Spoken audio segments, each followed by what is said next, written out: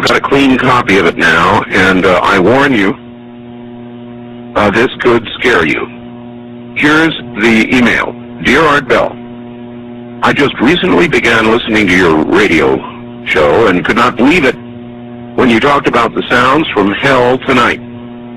My uncle had told me this story a couple of years ago, and I didn't believe him. Like one of your listeners who discounted the story as nothing more than just a religious newspaper fabricated account.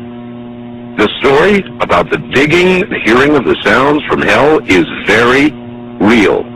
It did occur in Siberia. My uncle collected videos, so forth, on the paranormal, supernatural. He passed away fairly recently, but he would have loved your show. He let me listen to one of the audio tapes that he had on the sounds from hell in Siberia, and I copied it.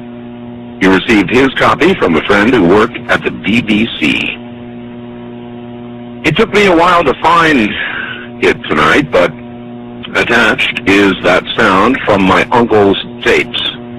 It's not the greatest quality, but the sounds are there.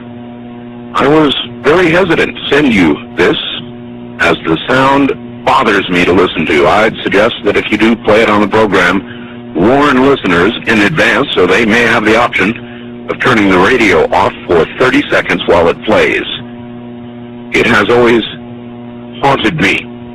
To those who discounted the Siberia sounds from hell story, it is true, and I, for one, wish it wasn't. Rick, listening from Chicago. And so I submit now the cleaned, a better copy to you, and I warn you, what you are about to hear is very disturbing indeed.